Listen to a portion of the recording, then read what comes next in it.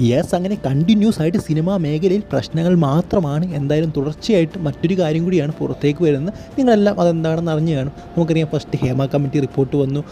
അതിൻ്റെ മണ്ടയ്ക്ക് ഭയങ്കര പ്രശ്നങ്ങളുണ്ടായി. ഇപ്പോൾ മയക്കുമരുന്ന് കേസ് തുടങ്ങിയ സംഭവങ്ങളും സിനിമാ മേഖലയുമായിട്ട് റിപ്പോർട്ട് ചെയ്യുന്നു. എന്തായാലും ഈ ഒരു വീഡിയോയിലെ അപ്ഡേറ്റ് എന്താണെന്ന് പറയുന്നത് തീർച്ചയായിട്ടും നിങ്ങൾ ലൈക്ക് ചെയ്യുക. 200 ലൈക്കിൻ്റെ ടാർഗറ്റ് എല്ലാവരും അതിലേക്ക് എത്തിക്കാനായിട്ട് ഒന്ന് ശ്രമിക്കുക. സോ നമുക്ക് വീഡിയോ സ്റ്റാർട്ട് ചെയ്യാം. മയക്കുമരുന്ന് ഉൾപ്പെടെ വമ്പൻ കേസുകളിൽ പ്രതിയായ ഓം പ്രകാശിന് കഴിഞ്ഞ ദിവസമാണ് പോലീസ് മരടിലെ ഫ്ലാറ്റ് വെച്ച് അറസ്റ്റ് ചെയ്യുന്നത്. എന്തായാലും അദ്ദേഹത്തിനോട് മറ്റൊരാളെയും അറസ്റ്റ് ചെയ്യുന്നുണ്ട്.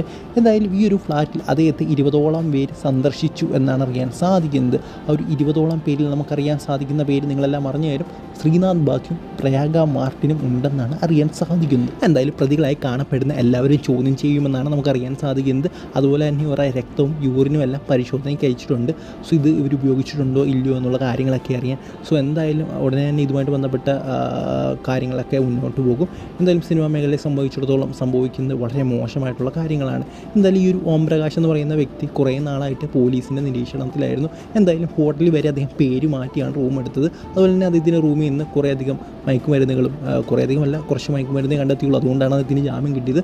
അതുപോലെ തന്നെ തെളിവുകളും കണ്ടെത്തിയിട്ടുണ്ടെന്ന് നമ്മുടെ പോലീസ് പറയുന്നുണ്ട്. സോ എന്തായാലും എന്താണ് ശ്രീനാഥ് ബാസിയുടെയും പ്രിയങ്ക മാർട്ടിൻ്റെയും ഭാവി എന്ന് നമുക്ക് കണ്ടു തന്നെ അറിയണം. സോ സിനിമാ താരങ്ങൾ വീണ്ടും ഇതിനകത്ത് ഇൻവോൾവ് ചെയ്തുകൊണ്ടിരിക്കുകയാണ്.